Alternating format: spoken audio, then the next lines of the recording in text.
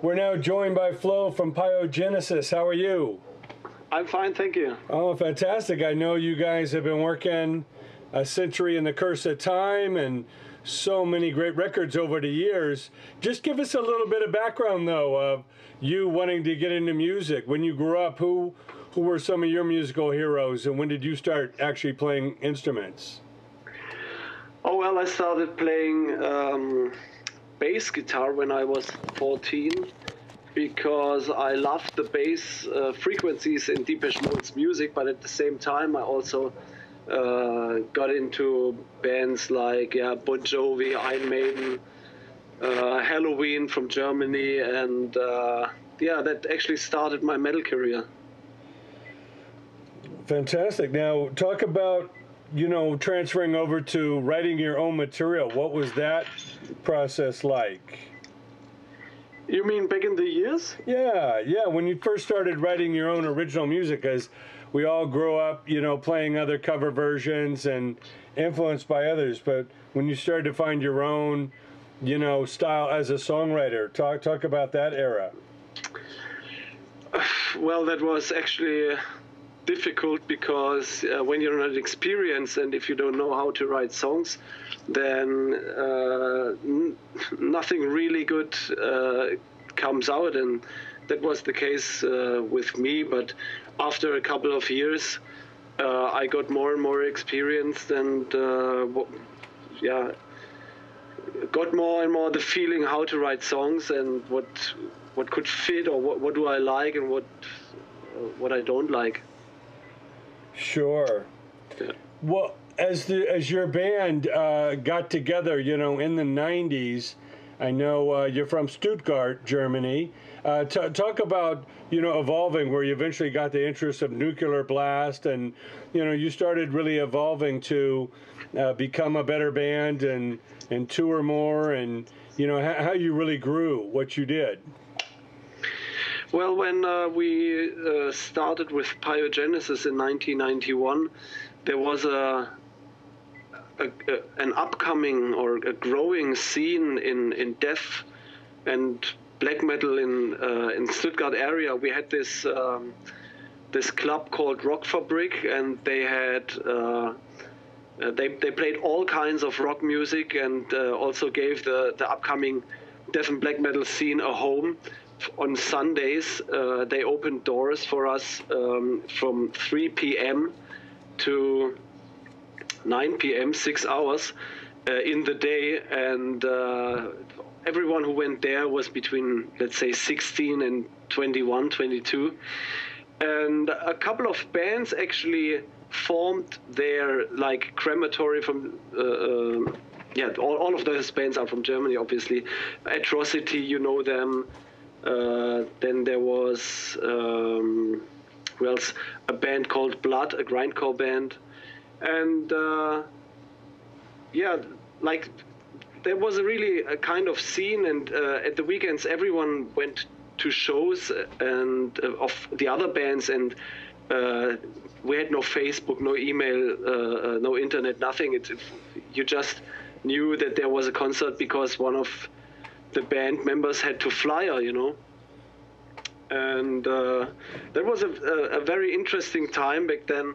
And since Nuclear Blast is from the same region in Germany as we are, and as the Rockfabrik, this club, we got to know them. And but our first record was on Osmos Productions in France. And but after that was released, we got an offer from Nuclear Blast, and then we met, and it was an obvious thing for us, since they were actually way bigger than Osmos, that we wanted to go with them. Fantastic. Well, I know you have evolved through the years. In 2002, you had formed your own label, Hamburg Records, and put out some great records. You Make Me Wish I Had a Gun, and I know you've also worked with other bands. What interests you in helping other bands, develop for distribution and to promote their music? Well, actually, when we started with the band, no one helped us, and we did a lot of mistakes and signed contracts we wouldn't sign nowadays with the knowledge we have nowadays. And like, yeah, helping bands with management, with publishing, with merchandise is a good thing, because I can help them to avoid the mistakes I made. And I think that's a good thing. And I mean, if you can make money with that, why not? Sure. Well, you know, people helped and mentored you, so to give back, you know, besides developing your own music, it's always good to lend a helping hand, and you never know what can come out of that collaboration. Exactly. Talk a little bit about you guys coming back together, you know, for A Century in the Curse of Time, and, you know, the new revived attitude with the band. Well, the last record was released 13 years ago, and since then there was no new studio release, and but we didn't split up in this time. We just had a break, and or we were, let's say, inactive. And but I've been writing songs all the time. And I felt not too long ago that the time would be right to maybe do something with PYOGENESIS, and there was a high interest on Facebook in the band, and I felt that, yeah, the time is right to come back. Sure, yeah. Sure. So we did. Well, tell us what you're most excited about, you know, with the band back in gear, and, you know, new music, and of course there's all sorts of great festivals out there. What are you most excited about today? Well, of course, you know, writing the album, seeing how it develops, how it's getting, you know, a full record. That's quite interesting. I didn't experience that in the past with all the other albums. That was the first time that it really was like a puzzle, because it's also a concept album, and to see, you know, you have an idea, you have an image in your head, and then it's like a puzzle. It's completing, you know. That was actually very exciting. But also, you know, playing live. We played the Summer Breeze Festival this year. We're gonna play Wacken Open Air next year, the biggest heavy metal festival in the world.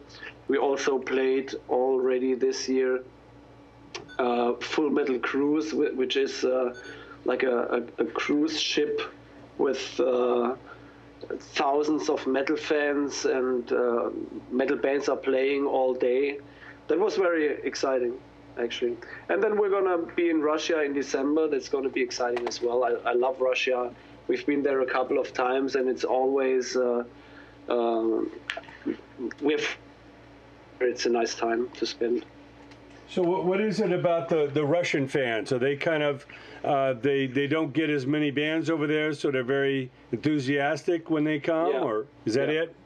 Yeah, especially now, because, you know, the ruble, their currency, due to the Ukraine problem, it decreased. When we were there the last time, 1 ruble was 32 rubles were €1, and now it's 75 rubles is €1. So it lost more than half of its value. So a lot of bands just simply, if they don't sell enough tickets, can't afford to come there. And that makes it even more exciting for us that the promoters believe in us, and they want to have us there. And, you know, there's the Russians, they have their own Facebook called VK or VContact, and there is a group for PYOGENESIS fans, and every day something's happening there. So we're really excited to go there and meet all the people we already know, and those who we don't know, and drink vodka. Well, fantastic. Well, thank you so much for joining us, Flo. We're going to spread the word on the new album, and wish you best of luck in the future. Hope to see you come to the U.S. sometime. Yeah, I hope so as well. Thank you very much. Thank you very much. Have a great day.